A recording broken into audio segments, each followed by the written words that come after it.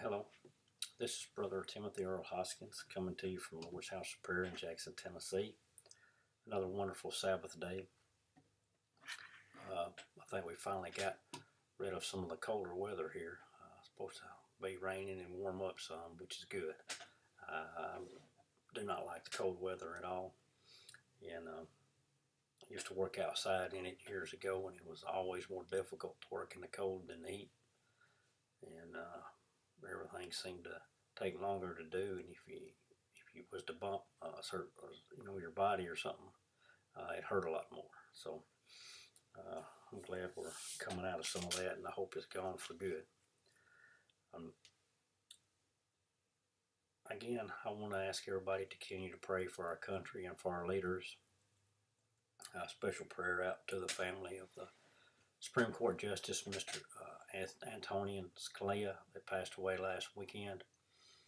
And that's kind of a little bit of what I'm going to talk about today on some issues.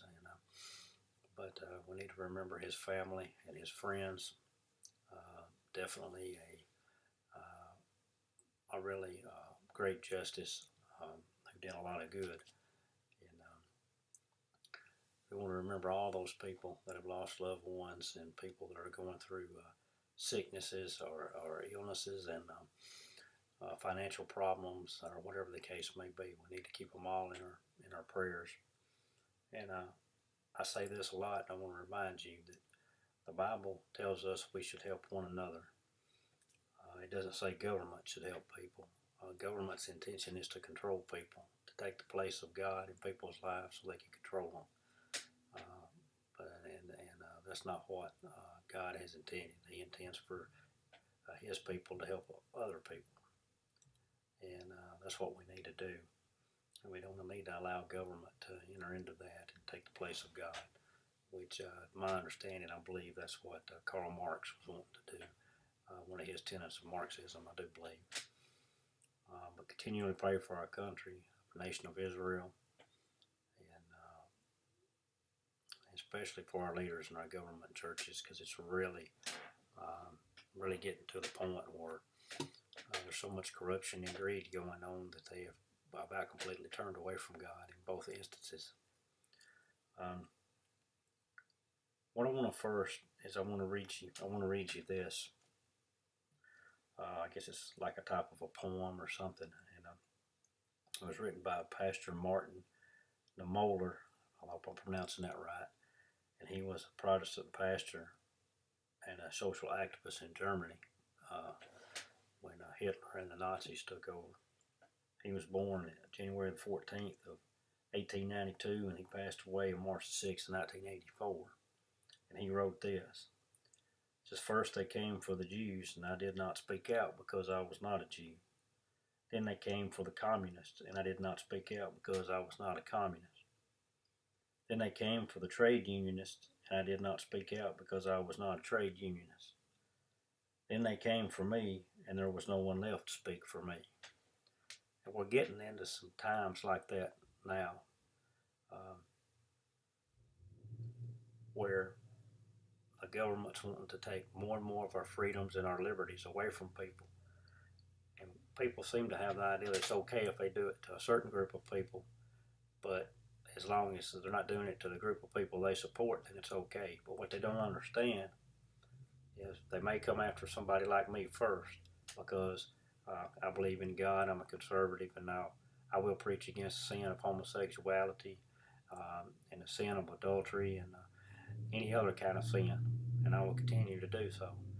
Now they may come after me first, but rest assured, all you people that will applaud that when they come and get me, they're going to come get you too at some point in time. These people don't care no more about you than they do me, that are in these positions of power. Just like what's going on with the iPhone, these terrorists in San Bernardino used. They want to Apple to create them a program or software where they can get in any iPhone.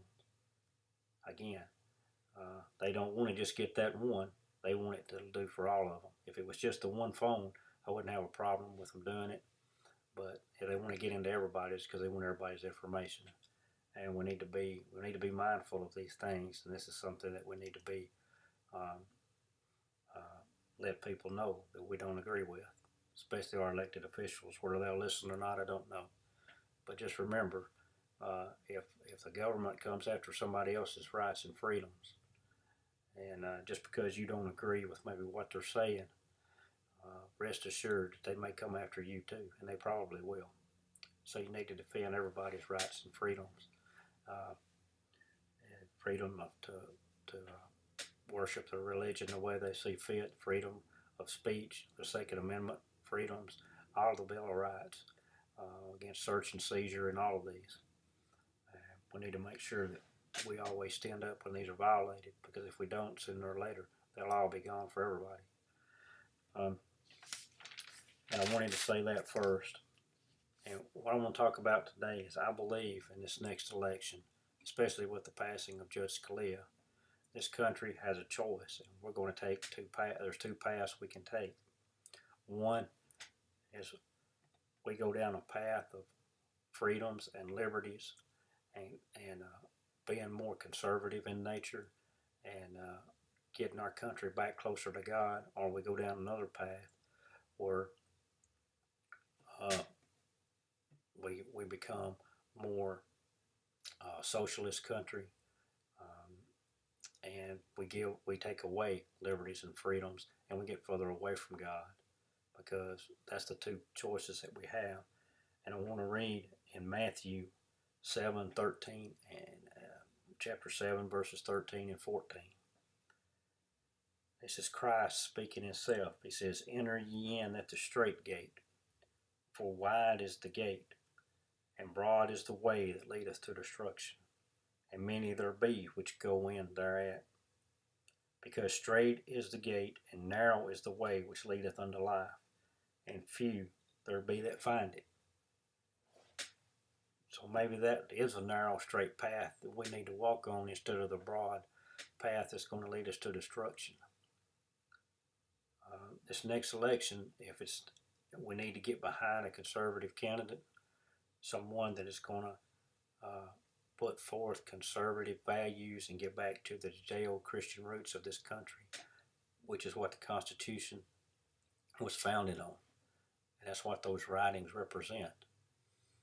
And we need to make sure that the next president will appoint a conservative Supreme Court justice, or we could very easily lose our First Amendment rights, our Second Amendment rights, and any other rights that 5 people on the Supreme Court in robes decide that they want to take away, because it's what their ideal of what the Constitution should say instead of what it actually does say. And that's the problem. They interject their own ideology or their own feelings or their own emotions, especially the liberals do, into the interpretation of laws and the Constitution. And conservatives are more believe that it is what it says and how it's written. That's what it means.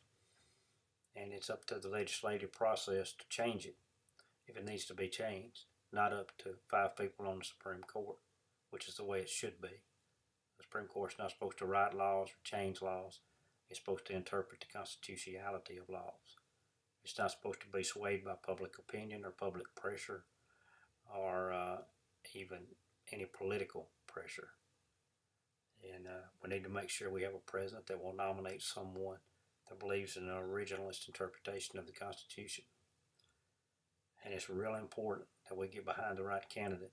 Everybody, you got to understand, if they start taking people's liberties and freedoms away, which will occur if we get a liberal president and a liberal Supreme Court justice, they will do it for everybody eventually.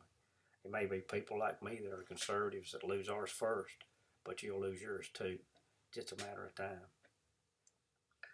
But Jesus Christ says, "Narrow is the way and straight is the gate that lead us to life."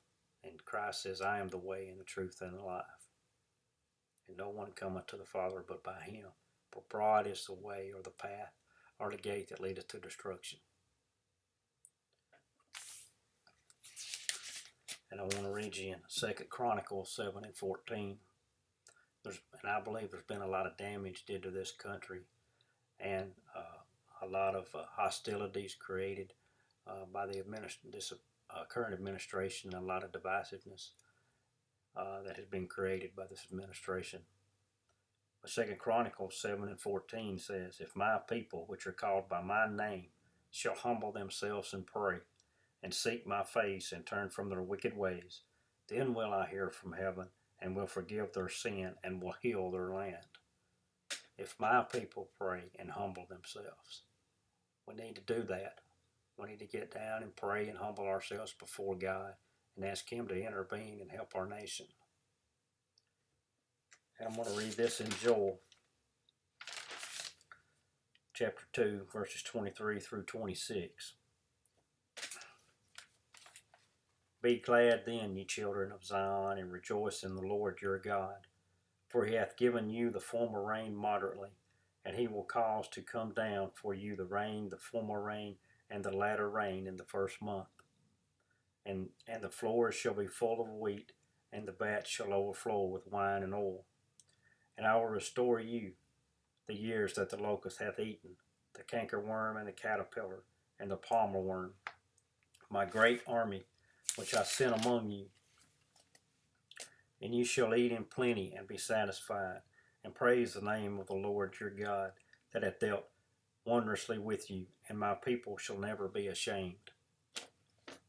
I want you to take these scriptures and read them and study them.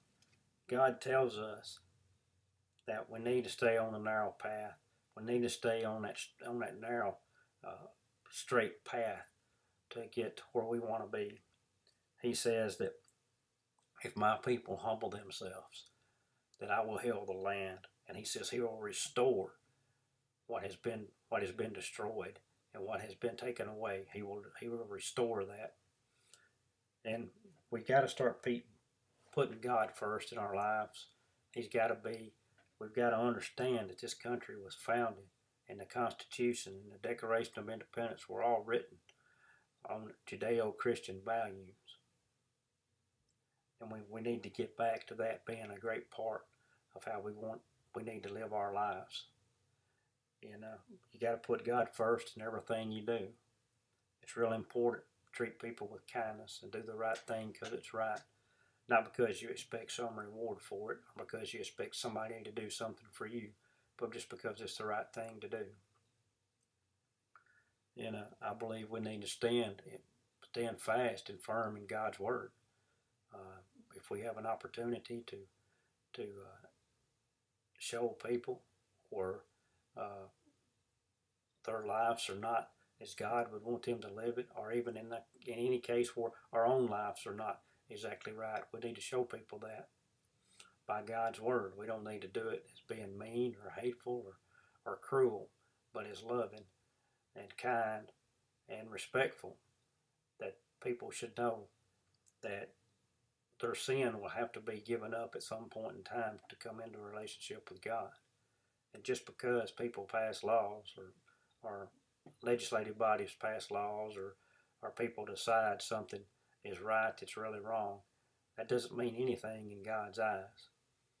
God has spelled out in His Word what is right and what is wrong and how we should treat people. But we got to make a decision. What path do we take? Do we take the narrow path that leads us closer to God, or do we take the wide, destructive path that's going to lead us further away from God? This is something you need to think about, something you need to pray about, and something you need to study about. Because this next election and this next Supreme Court Justice nomination is going to be real important in the direction and the future of this country, whether it becomes closer to God or whether it drifts further away from God. Again, I ask you to pray for me as I continually pray for you. I thank you for everything, comments and views, and I thank God for another wonderful Sabbath. And I just ask you to continually pray for our country and our leaders and the nation of Israel. This is Brother Timothy Earl Hoskins from the Lord's House of Prayer in Jackson, Tennessee. Thank you, and God bless.